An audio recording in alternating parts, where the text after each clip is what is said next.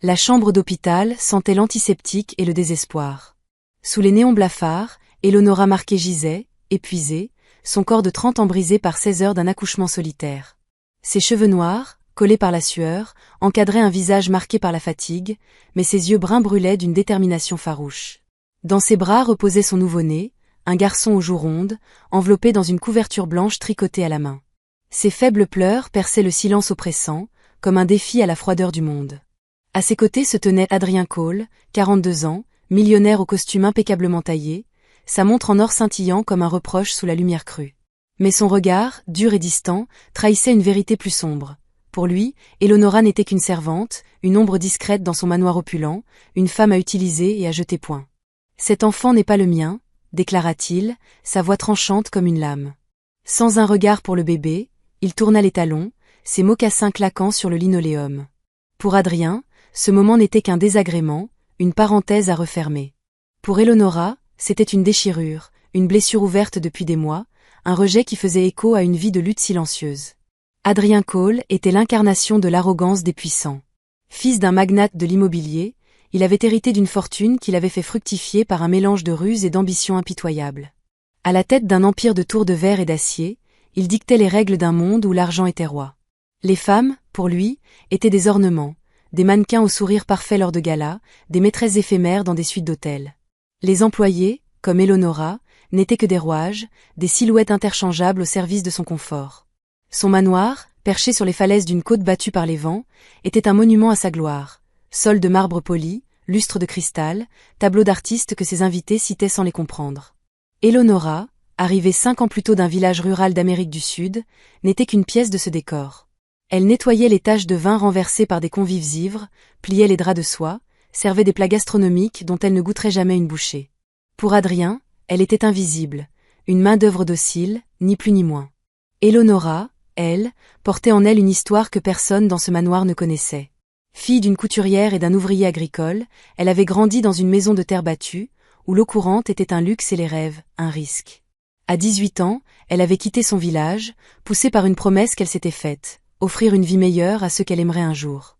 En ville, elle avait enchaîné les petits boulots, serveuse, femme de ménage, aide-soignante, avant d'être embauchée par Adrien. Son calme, sa discrétion, sa manière de baisser les yeux quand il parlait, tout cela le rassurait.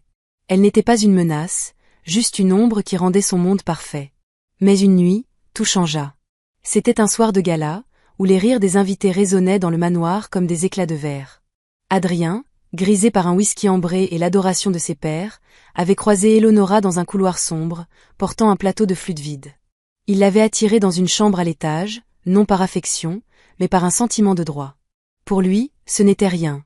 Un caprice, une délivrance, un moment vite effacé par le lendemain. Eleonora, elle, avait senti son monde s'effondrer.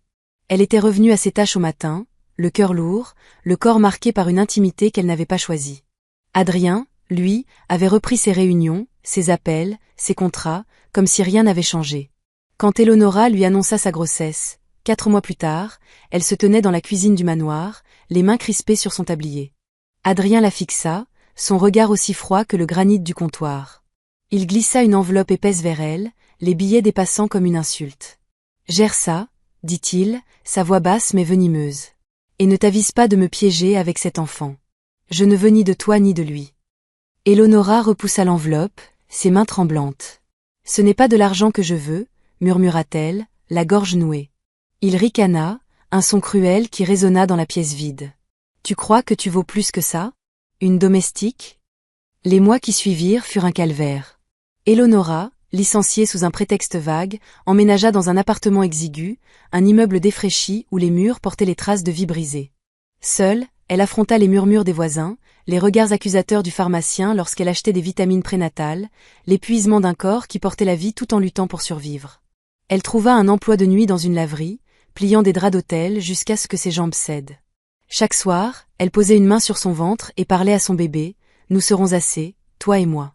Je te donnerai tout ce que je n'ai pas eu. » Elle économisa chaque centime pour un berceau d'occasion, qu'elle ponça dans la cour de l'immeuble, sous les regards curieux des enfants du quartier. Une voisine, une vieille femme aux mains calleuses, lui offrit la couverture bleue, tricotée avec soin. « Pour ton petit, avait-elle dit, un rare éclat de chaleur dans un monde hostile. » L'accouchement fut une épreuve. Dans une chambre d'hôpital public, entourée d'étrangers et de machines qui bipaient, Eleonora serra les draps, ses cris étouffés par la douleur et la peur. Seule, sans famille ni amis, elle trouva dans la pensée de son enfant la force de pousser, encore et encore. Quand enfin elle tint son fils, un garçon qu'elle nomma Elias, elle pleura, non pas de douleur, mais d'un amour si grand qu'il semblait éclater dans sa poitrine. Adrien ne vint à l'hôpital que par orgueil, pour clore ce qu'il considérait comme une tentative de chantage. Lorsqu'il la vit, berçant Elias avec une tendresse infinie, il répéta, glacial, « Ce n'est pas le mien ». Eleonora, épuisée mais digne, ne répondit rien. Ses larmes coulèrent en silence tandis qu'il quittait la pièce, son pas résonnant comme une sentence. Elle serra Elias plus fort, jurant de le protéger de ce monde, de cet homme, de tout ce qui pourrait lui faire du mal. Mais le destin sait briser même les cœurs les plus endurcis. Dans son manoir, Adrien ne trouvait plus le sommeil. Le whisky, jadis son refuge, ne suffisait plus à noyer les images d'Eleonora, ses larmes, son regard accusateur, le cri fragile d'un enfant qu'il n'avait pas daigné voir.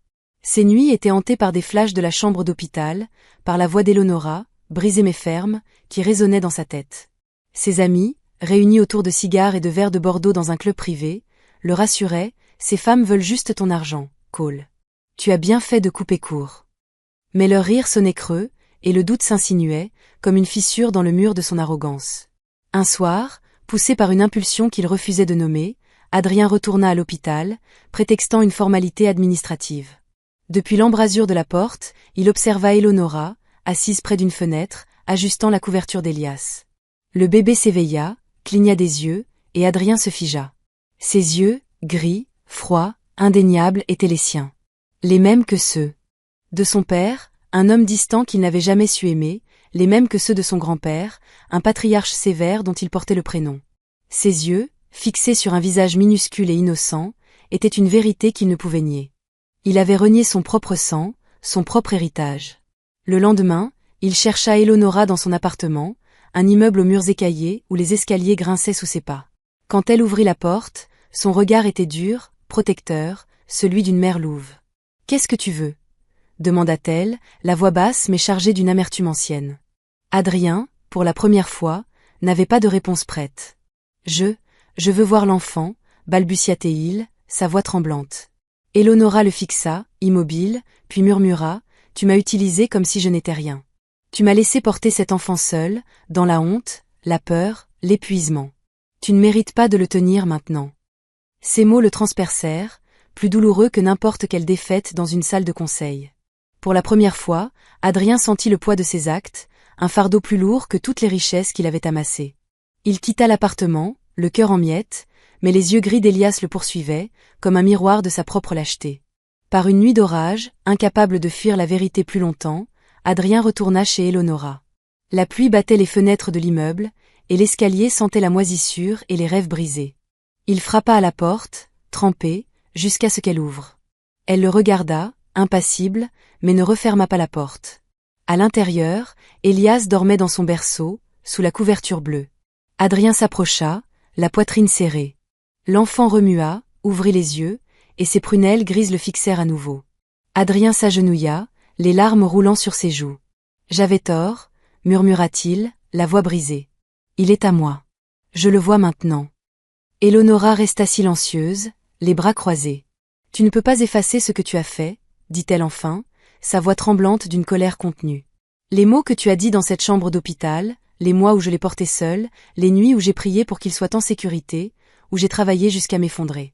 Tu ne peux pas effacer la façon dont tu m'as traité, comme si je n'étais qu'un objet, une tâche à nettoyer. » Adrien s'effondra, le front contre le bord du berceau, ses sanglots noyés par le grondement de l'orage. Mais l'histoire ne s'arrêta pas là. Adrien, l'homme qui dominait les conseils d'administration et écrasait ses rivaux, entreprit un chemin de rédemption. Il retourna à l'appartement, soir après soir, sans avocat ni chèque, sans l'arrogance qu'il avait définie. Eleonora, méfiante, l'observait tandis qu'il apprenait maladroitement à tenir un biberon, à changer une couche, à bercer Elias avec des gestes hésitants. Il murmurait des berceuses, des chansons qu'il n'avait pas chantées depuis son enfance dans une maison où l'amour était rare, sa voix tremblante de culpabilité. Une nuit, alors qu'Elias s'endormait contre sa poitrine, Adrien sentit une chaleur qu'aucun contrat, aucun chèque ne pouvait offrir. Quand la petite main du bébé s'enroula autour de son doigt, il pleura, non pas de honte, mais d'un amour qu'il découvrait, fragile et immense. Éléonora, elle, gardait ses distances. Les blessures de l'hôpital, les mots cruels d'Adrien, ce n'est pas le mien, étaient des cicatrices qu'aucun geste ne pouvait effacer. Mais elle voyait un homme changé, non par la peur ou la pression, mais par une volonté sincère de réparer. Il ne venait pas pour sauver sa réputation, les tabloïds n'avaient jamais eu vent de l'histoire, grâce à l'argent qui achetait le silence. Il venait pour Elias, pour elle, pour lui-même. Une fois, alors qu'il berçait Elias, une voisine passa, la même qui avait offert la couverture. Il essaie, dit-elle à Éléonora, un sourire triste aux lèvres. C'est rare, chez les hommes comme lui. Au fil des mois, Adrien se transforma. Les contrats, les jets privés, les soirées mondaines perdirent de leur éclat. Son manoir, jadis un symbole de triomphe, lui semblait vide, ses couloirs résonnant d'un silence qu'aucune richesse ne pouvait combler. Ce qui comptait désormais, c'était le rire d'Elias dans cet appartement modeste, le craquement du plancher sous ses pas, le regard prudent mais adouci d'Éléonora. Il apprit à connaître son fils, la façon dont il fronçait le nez en riant, son amour pour les chansons douces, sa manie de tirer sur les boutons de sa chemise. Il apprit aussi à connaître Éléonora, non pas la servante, mais la femme, celle qui avait porté seule un enfant, qui avait rêvé d'un avenir meilleur, qui avait survécu à l'humiliation avec une dignité qu'il enviait. Des années plus tard, Elias grandit sans connaître l'amertume de ce premier rejet. Il ne savait rien de la chambre d'hôpital, des mots qui avaient brisé sa mère, ni de l'arrogance qui avait défini son père. Ce qu'il connaissait, c'était un père présent, imparfait mais constant, qui l'emmenait au parc, lui construisait des châteaux en blocs de bois, et le regardait avec une fierté que l'argent ne pouvait acheter. Éléonora, elle, n'oublia jamais. Mais elle apprit à pardonner, non pas pour Adrien, mais pour Elias, pour qu'il grandisse dans un monde où l'amour l'emportait sur la douleur. Adrien, quant à lui, comprit une vérité universelle, une leçon que ses millions n'avaient jamais pu lui enseigner. La véritable pauvreté n'est pas l'absence d'argent, mais l'absence d'amour, de connexion, de sens. Il avait cru que la richesse définissait un homme. Il avait appris, à travers la douleur et la rédemption, que c'est l'humilité qui forge une vie digne. Dans les yeux gris d'Elias, il voyait non seulement son passé, mais un avenir qu'il n'aurait jamais osé espérer. Un avenir où il était plus qu'un nom sur un contrat, mais un père, un homme, un humain. Si cette histoire vous a touché, si elle vous a fait vibrer, réfléchir ou pleurer, alors partagez-la avec ceux qui comptent pour vous. Laissez un commentaire pour nous dire d'où vous nous lisez. Paris, New York, Dakar, Tokyo, ou un petit village quelque part dans le monde, et ce que cette histoire a éveillé en vous. Abonnez-vous pour plonger dans d'autres récits qui capturent le cœur et l'âme, des histoires de chute et de renaissance, de douleur et d'espoir, de lutte et de triomphe. Restez curieux, restez bienveillants, et rejoignez-nous pour la prochaine aventure.